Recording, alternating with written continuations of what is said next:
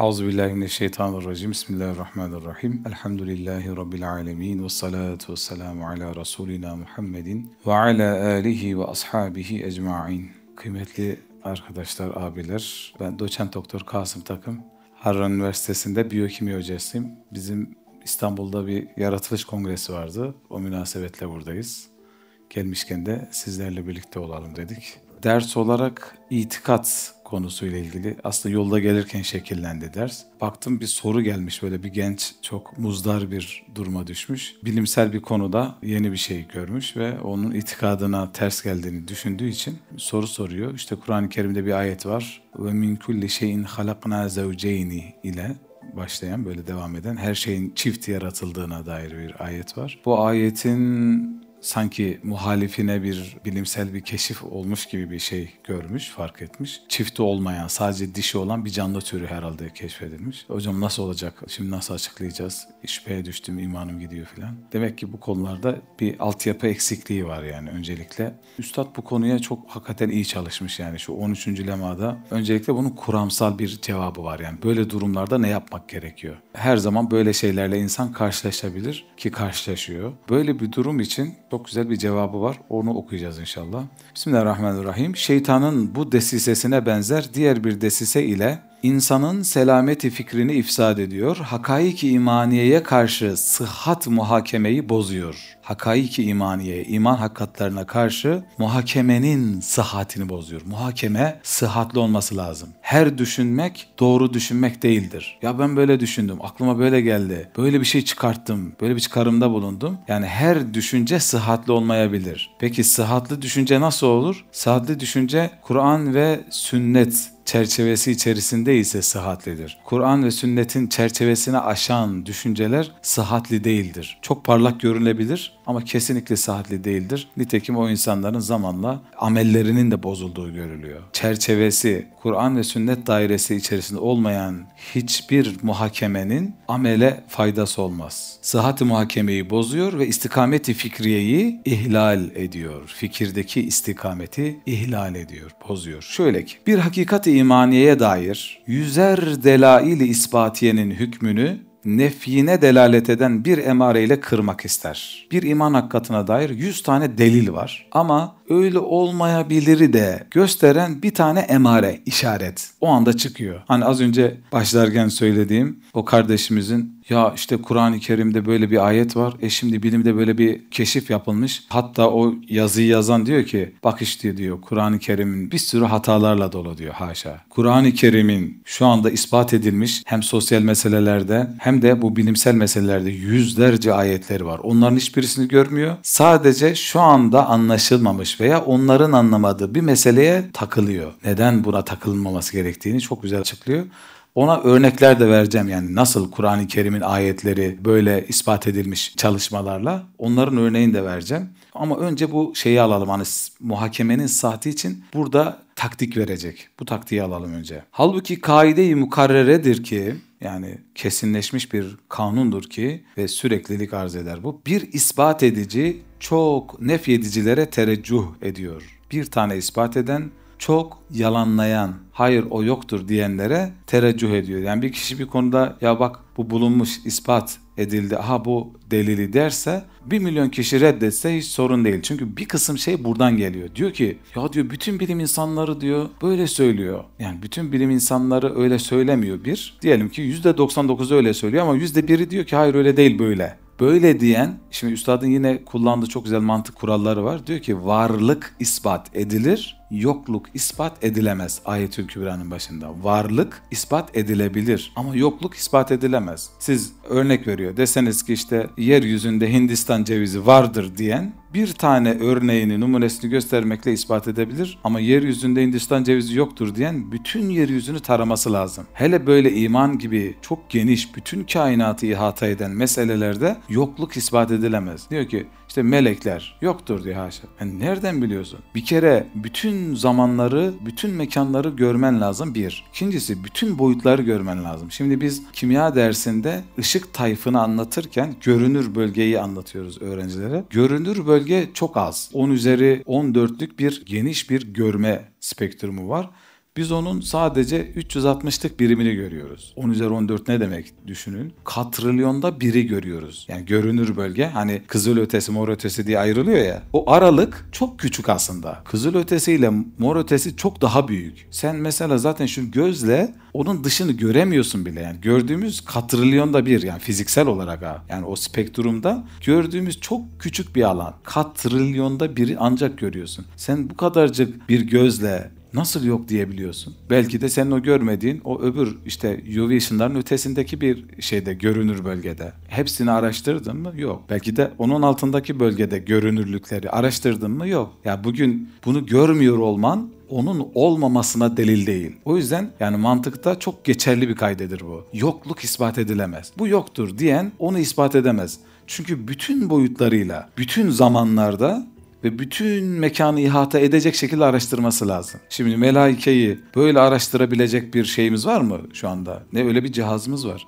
ne öyle bir gözümüz var. Biz dünyaya sıkışmış küçücük varlıklarız yani. Dünya çok küçük bir yer. Halbuki dünyanın dışındaki kainat o kadar büyük ki, o kadar büyük ki bazen insanın aklına geliyor, ya diyor ki yani bu kadar büyük kainat insan için nasıl yaratılmış olabilir diye aklına geliyor. Bunu da astrofizikçi hocamızla konuştuk. İnsana lazım olan minerallerin üretilebilmesi için bu kadar büyük kainat lazımmış. Mesela bir kalsiyum, herkesin bildiği bir mineral, üretilebilmesi için 5 kere süpernova olması lazım. Güneşten daha büyük yıldızlar var. Bak bu arada büyüklükler o kadar şey ki, Güneş dünyadan 1.300.000 kat daha büyük. Güneş. Acayip bir büyüklük. İşte o Güneşten 1 milyon kat daha büyük yıldızlar var. O Güneşten. İşte o yıldızların merkezlerinde şu an bize lazım olan mineraller üretiliyor. Sonra belli bir kıvama gelince o süpernova oluyor. Ayrışıyor yani. Onun merkezdeki mineraller saçılıyor uzaya. Oradan bizim dünyamıza geliyor. Biz onu şu an kullanıyoruz. Bunun için 5 kere süpernova olması lazım. Yani bu ne demek? Yıldız süpernova olacak, başka bir yıldızın içine girecek. O arada yeni yıldızlar doğuyor. Yani insana lazım olan elementlerin tamamının teşekkülü için kainat kadar bir fabrikaya ihtiyaç var. Bu şunu gösteriyor. Bu kadar büyük fabrika insan için yaratılmış. Bunu gösteriyor. Demek ki ispat yapılabilir ama yokluğun ispatı olmaz. Varlığın ispatı olur. Çok önemli. Bu kaideyi unutmayalım. Bir kişi yoktur diyorsa onu ispat edemez. Tümel olumsuzlar geçersizdir. Mantıkta böyle bir kaydı var. Her yeri ilgilendiren, her şeyi ilgilendiren bir yok ispat edilemez. Bu hakikate bu temsil ile bak şöyle ki. Şimdi burada ikinci bir aşamaya geçiyor. Anlayamadığın bir nokta var. Şüpheleniyorsun. Ya sordum bilmiyor, ona sordum bilmiyor. Takıldın oraya. Şeytan da hep oraya sıkıştırır insanı. Der ki bak gördün mü bunu çözemiyorlar. Bu asılsız esassız, bunda bir şey yok falan dedirtir. Hep o noktaya getirir. Şimdi onu çok güzel temsil ediyor. Diyor ki bir saray, 100'er kapılı kapıları var. Şöyle bir saray düşün, büyük bir saray. 100 tane kapalı kapıları var. Bir tek kapı açılmasıyla o saraya girilebilir mi? Girilebilir değil mi? Yani 100 kapısı olsa, hepsi kapalı olsa bir tanesi. Yani 99 kapalı, bir tanesi açık olsa o saraya girilir mi? Girilir. Bir kapı açık olsun yeter ki. Peki tersine 99'u açık olsa, bir tanesi kapalı olsa girilir mi? Hayli hayli yani değil mi? Eğer bütün kapılar açık olsa, bir iki tanesi kapansa o saraya girilemeyeceği söylenemez. İşte hakaik-i imaniye o saraydır. Her bir delil bir anahtardır. Deliller Allah'ın varlığı ile ilgili deliller, Kur'an'ın hak kelamullah olduğu ile ilgili deliller hepsi birer anahtardır. Kur'an bir mucizedir. Üstad İşaretül İcaz diye bir kitap yazmış. 40 çeşit icazını, 40 çeşit mucizesini anlatıyor. 40 çeşit delil. Her birinin de ayrı alt delilleri var. Kur'an sarayına 40 delille anahtarları kullanarak girebilirsin. Fakat bir tane anlaşılamamış ayet. Ayetin manasını şu an anlamamış insanlar, insanlık, bilim insanları neyse. Diyor ki ya Kur'an haşa batıl bir kitap denir mi? Denmez. Nasıl ki bir saraya 100 kapı olsa, 99 açık olsa, birisi kapalı olsa o saraya girilmez denmez. Aynen öyle de iman hakikatları o saray gibidir. Onun 100 tane delil diyelim onu açık tutuyor, oradan girebilirsin. Bir tanesi sadece kapalı, o da sana kapalı ya da anahtarı yok elinde. Ama şeytan her zaman o kapalı kapıyı gösterir. Der ki bak bunu niye çözememişler, bu niye kapalı? Hep orayı gösterir. Yahu diğer kapıdan girelim, öbür kapıdan girelim. Bak şöyle bir ispat var, böyle bir delil var, oradan girelim. Yok burası niye kapalı? İnsan ilişkilerde de böyle yani. Bir insanın yine 100 tane özelliği olsa, 99'u güzel olsa, bir tanesi çirkin olsa şeytan hep der. Öbür özellikleri de var. Yok ama niye böyle? Sana böyle dedi. Sana söyle der. İşte nasıl öyle yapar? 99 tane güzel özelliği var. Yani bir tane o kapalı, o da sana kapalı. Bu adam terk edilir mi? Yok. Bu adamla arkadaşlık yapılmaz dedirtiyor ama yani şeytan bunu yapar yani. Bunu insani ilişkilerde yaptığı gibi bizim Kur'an'la, iman hakikatleriyle olan ilişkimizde de yapıyor. İşin kötüsü o. Hep o çözülemeyen şeylere odaklanıp orada bizi dolaştırıyor. Fakat şunu bilmek lazım. Biz şimdi ona biraz yoğunlaştık yani hani hem alanımız bilimle uğraştığımız için. Yani Kur'an-ı Kerim'in o bilimsel ayetlerini veya bilimin Kur'an'a itiraz ettiği ayetleri inceleyelim. Bakalım gerçekten öyle mi değil mi? Mesela bununla ilgili daha önce itiraz ettikleri o çocuğun itiraz ettiği ayeti de açıklayacağım bu arada. İtiraz ettikleri bir ayet vardı. Tarık suresinde bir ayet. Hulika mimma in dafik. Yani insan atılan bir sudan yaratıldı. Hulika mimma in dafik yahrucu min beynis sulbi ve teraib. Yani o atılan su da çıkar nereden? Kaburga kemiğiyle bel kemiğin arasından çıkar. Yani karın bölgesinden çıkar diyor. Buna inançsızlar, dinsizler diyorlardı ki ya insanın yaratıldığı su bacak arasından çıkıyor. Bunu lise öğrencisi bilebilir. Yani Kur'an nasıl böyle bir hata yapabilir? Yani işte bu o zaman bilmeyen cahil haşa birisinin sözü olabilir diyorlardı. Biz bunu gittik embriyoloji profesörüne sorduk. Dedik ki hocam bu ayet ne ifade ediyor? Gerçekten olaylar böyle mi? Buna eğilelim. Tabii biz ayrı bir ekipte kurduk, çalıştık. Sonra şu anlaşıldı. Bak bu ayet mucizeymiş. Nasıl mucize? Yani o kapalı kapı anahtarı bulunursa mucize olduğunu görüyorsun. Kur'an'ın tarif ettiği atılan su erkeğin spermi değil kadının yumurtasını tasvir ediyor. Kadının yumurtası tam da Kur'an'ın tasvir ettiği bölgede, o karın bölgesinde, işte o fallotipleri falan çok detaylı bilimsel anlatıma gerek yok. Tam Kur'an'ın tarif ettiği yerde ayda bir, hani bu kadınlarda adet dönemleri oluyor ya, menstrual süklüs deniyor ona. O adet döneminde her ay başında bir yumurta üretiliyor. Üretilen yumurta da büyük bir basınçla fırlatılıyor. Tüplere doğru fırlatılıyor. Bak.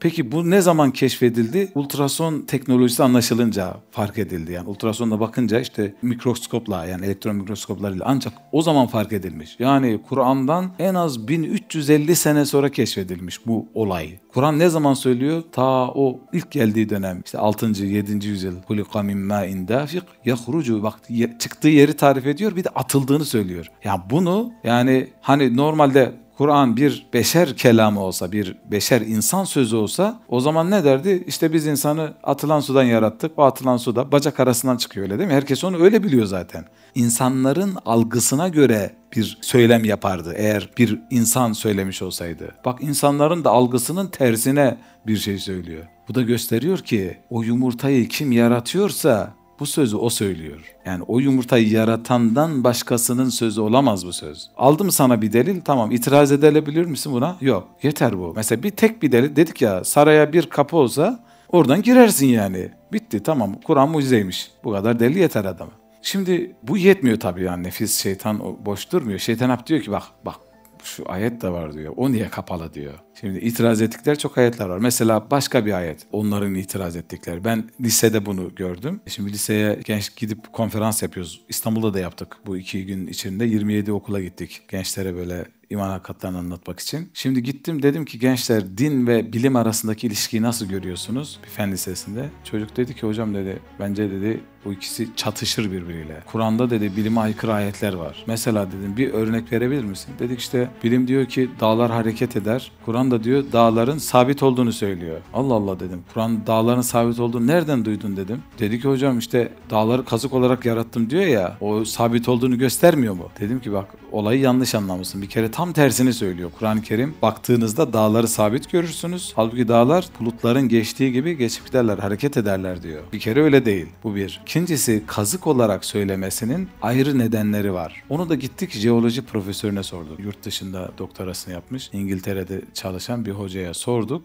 Dedi ki bu dağların görünen kısmının 10 katı kadar da dibe uzanan dalları var, kazıkları var. O hakikaten kazık olarak şey yapılıyormuş yani. Hani şu inşaat yapanları bilir. Çok büyük gökdelen yapacaksan fore kazıklarıyla aşağı iniliyor ya binayı sabit tutsun diye. Onun daha ileri bir seviyesi dağlarda düşünülmüş. Dağların kökü var yani. Görünen kısmının 10 katı kadar dibe inen bir kazığı var. Bu da sonradan anlaşılmış ha. Jeoloji bilimi geliştikçe anlaşılmış. Bu bir. Bir de mesela o dağların hareket ettiğini söyleyen ayetin şöyle bir mucizevi yönü de var. Diyor ki yani bulutların geçtiği gibi geçer giderler. Yani aslında dünyanın döndüğünü söylüyor. Yani bak mesela diyelim ki şimdi şu kitaplar, şu su burada nasıl görünüyor? Sabit görünüyor değil mi? Hareket ediyor mu? Siz baktığınızda bunu sabit görürsünüz. Bu algı. Gözün algıladığı bu. Ama aslında şöyle coğrafya ilmiyle baksan bu Bu dünyayla beraber dönüyor. Öyle değil mi? Hepimiz de dönüyoruz. Şu an dünya dönmüyor mu? Dönüyor. Hem de iki hareket yapıyor. Böyle dönüyor, bir de şöyle dönüyor. Hem de kurşundan 70 kat daha hızlı dönüyor. Ama biz onu öyle görmüyoruz. Diyor ki siz dağlara baktığınızda öyle görüyorsunuz ama o diyor hareket ediyor diyor. Yani siz diyor yanılıyor gözünüz diyor. Dünya dönüyor diyor yani. Biz ne zaman anladık dünyanın döndüğünü? Çok çok sonra. Ya bunun gibi yani ateistler nereye itiraz etse orada bir mucize çıkıyor. İtiraz etmesinin sebebi o anda o kapının kapalı olması. Mesela son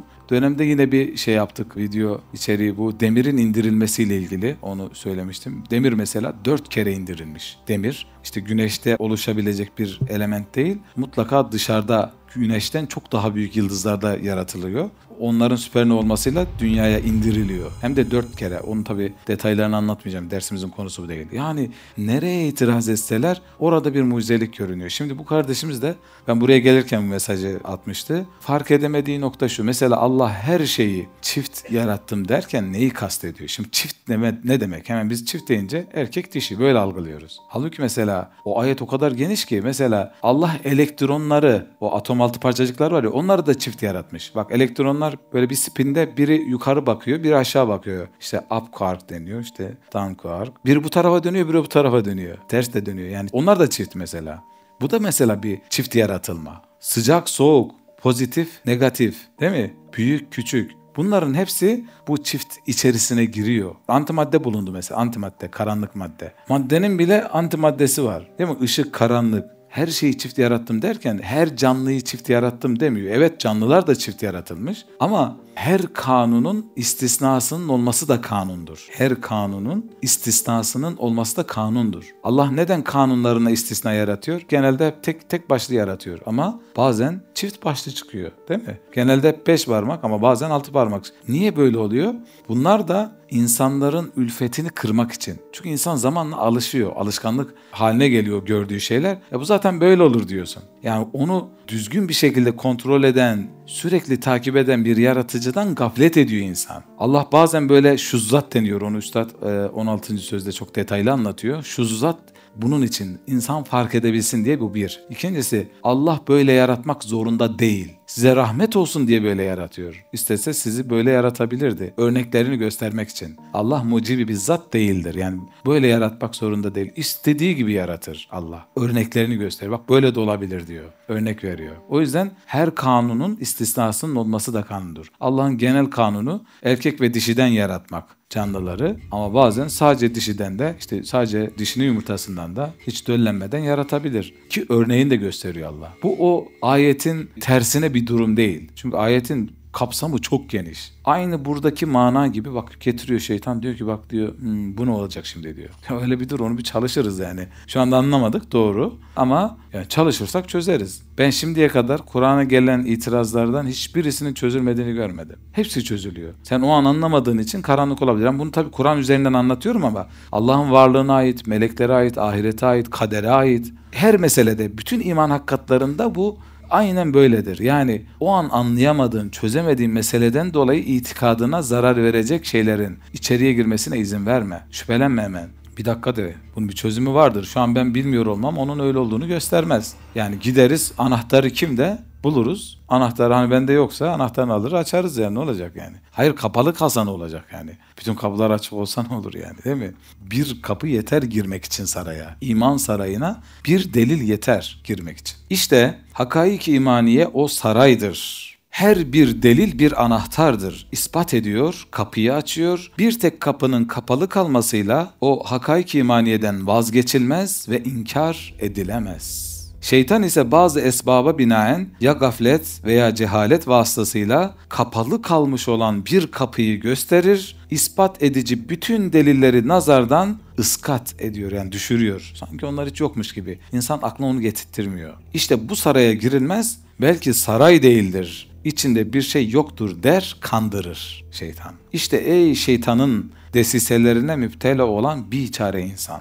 Yani şeytan insanın en büyük düşmanı. Değil mi? Rabbimiz öyle tarif ediyor bize. İnnehu leküm aduvvun mubin. O sizin için şüphesiz apaçık bir düşmandır. Hayat-ı diniye ve hayat-ı şahsiye ve hayat-ı içtimaiyenin selametini dilersen, din hayatı, şahsi hayat ve toplum hayatı, bu üçü birbiriyle alakadar. İnsan Eğer hayatı diniyeyi düzeltirse şahsi hayatı düzelir. Şahsi hayatını düzeltirse de toplum hayatı düzelir. Yani hepimiz şu an toplumdaki sıkıntılardan muzdaribiz yani. Bu toplum niye bu hale geldi diye. Hepimizin çok ciddi ızdırabı var ama en başta problem bizde yani. Biz bu dini hayatımıza ne kadar yansıtıyoruz? Ne kadarı hayatımızda dinin? Ne kadarına muhatap oluyoruz, ne kadarını uyguluyoruz. Şimdi o olmayınca, yani hayatı diniye tam olmayınca hayat şahsiyemiz tam olmuyor. Şahsi hayatımızda din hükmetmiyor. Yani birçok noktada seküler yaşıyoruz. Ne demek seküler yaşamak? Yani sanki dünya için yaratılmış gibi, ahiret yokmuş gibi yaşıyoruz yani. Hesaplar, kitaplar,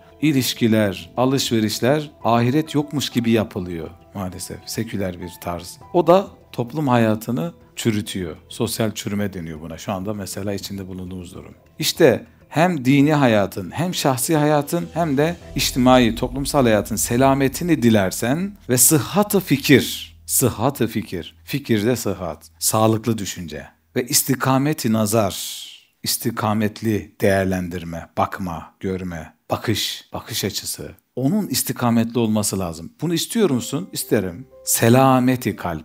Bir de ilginçtir, Risale-i Nur'un bu tarzı da çok enteresan. Yani sıralama tesadüfi değil. Önce fikirde sıhhat olması lazım. Fikirde sıhhat olursa ondan sonra bakış düzelir. Yani fikir düzelmeden bakış düzelmez. Önce fikrin düzelmesi lazım. Düşüncenin düzelmesi lazım.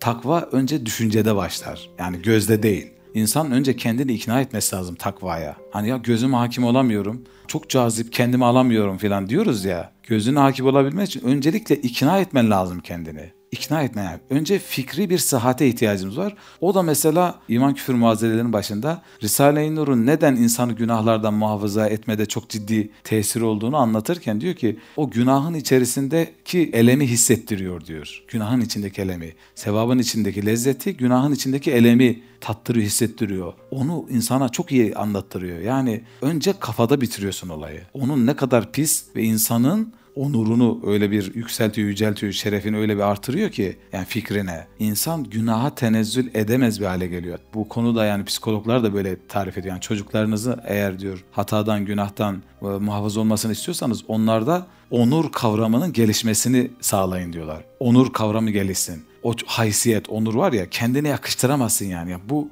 bana göre bir şey değil desin yani. En güzel korunma böyle. Önce insan, değil mi? Mesela Risale ne yapıyor? İnsanın kainat içerisindeki konumunu netleştiriyor önce. Diyor ki bak sen bu kainatta, işte 23. söz. Sen bu kainatta Cenab-ı Hakk'ın müthiş bir misafirisin yani. Bütün bu kainat senin etrafında dolanıyor. Sen çekirdeksin yani. Kainata özsün. O kadar kolay harcayamazsın kendini. Mesela bakın şurada ne yazıyor? Lemalar, değil mi? Lemalar. Bu kadarcık bir yazıyı okumak için insan gözünde ne kadar olay oluyor biliyor musunuz? 2 milyar biyokimyasal olay gerçekleşiyor. Bir satır yazı için 2 milyar olay oluyor gözde. Ben gördüm diyorsun ama vallahi sen sadece görmek istiyorsun yani. Arkada ne oluyor bilmiyorsun bile. Şimdi biz biyokimyacılar bunları anlatıyoruz yani. O olaylar nasıl gerçekleşiyor, hangisinden sonra hangisi geliyor. Biyokimyacılar oturmuş saymışlar yani hücre sayısı, reaksiyon sayısı hesaplanmış. En az bugünkü keşiflere göre 2 milyar olaydan sonra görüyorsun. Görmek çok masraflı bir iş. Çok masraflı bir iş. Buradan ne çıkıyor? Yani bu kadar masraf eden kötü şeylere bakmanı istemez. Onun için bu kadar masraf yapılmaz. Bir satır yazı için gözde bu kadar reaksiyon yapan, bu kadar olay yaratan onun hesabını sorar. Bu fatura önümüze koy. Sen nereye baktın? Neye baktın? Niye bakıyorsun?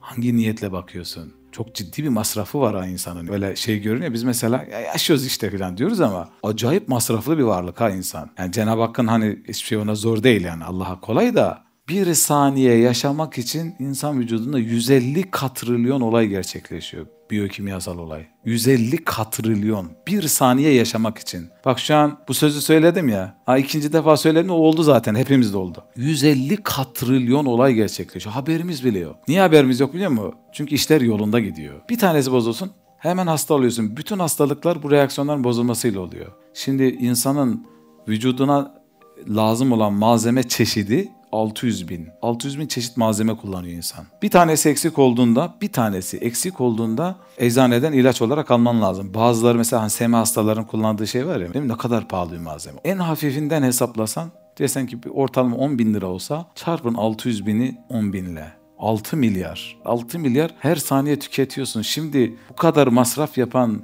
bir zat bunun hesabını sormaz mı ya? Nerede kullandın bu vücudu? Niye vermiş? Marifet için vermiş. Kendisini tanımak için. En büyük ibadet Allah'ı tanımak, tefekkür. Bunun için vermiş. Bak bunları da bunun için anlatıyoruz. Bizde tasarruf eden zat gerçekten bize çok fazla merhameti, muhabbeti var. Çünkü bizde tasarrufu çok.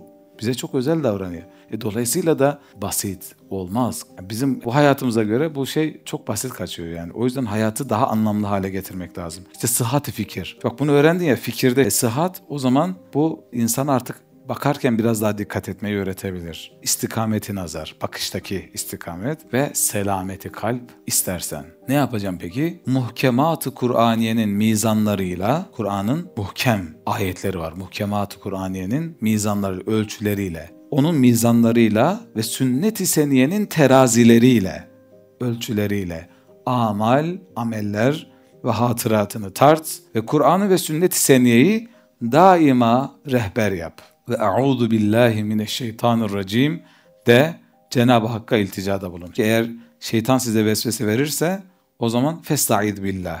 Hemen Allah'a sığının. Nasıl sığınacaksın? Eûzu billahi mineşşeytanirracim. Ya Rabbi, şeytanın aldatmasından, kandırmasından sana sığınırım de. Hemen Allah'a sığın. Bu çok önemli bir mesele. Mesela bir günah böyle hani fırsat gibi gösteriyor nefis. Bir günahla böyle karşılaştın. Tam böyle yapayım yapmayayım mı falan. Çok da cazip geliyor. Bu sefer bir şey olmaz, bir kere hadi falan, kimse de yok. Tam o sıra hemen böyle ya Rabbi de, bak ya Rabbi euzubillahimineşşeytanirracim de. Hemen Cenab-ı Hak böyle indirecek. Hemen bir anda böyle hormonal, şimdi biz onun biyokimyasını biliyoruz yani. Bir anda böyle hormonlar böyle hücum ediyor. Bütün vücuda, kaslara, beyne. Tam o duayı ettiğin an tersine şey başlıyor. Tersine diğer şeyler, salgılar başlıyor. Ondan sonra sakinleşiyorsun. Yani mümkünse orayı acilen terk et. En güzeli kaçmaktır yani. Gördün mü? Baktın mesela kavgaya zemin açılmış. Yani mutlaka şey olacak. En güzeli taban. Öyle yani. Hakikaten en güzeli bu. Yani diğer meseleler için, diğer günahlar için de geçerli. Subhaneke la ilme lena illa ma allamtena inneke entel alimul hakim ve ahiru da'vahum enelhamdülillahi rabbil alemin. El Fatiha. Muhsen.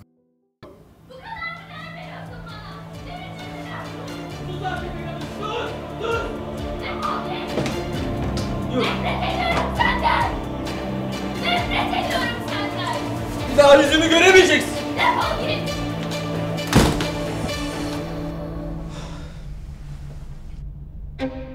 Onlar bazı sırları bilseydi böyle olmazdı. Mehmet Yıldız'ın kaleminden Mutlu Evliliğin Sırları şimdi kitapyurdu.com'da.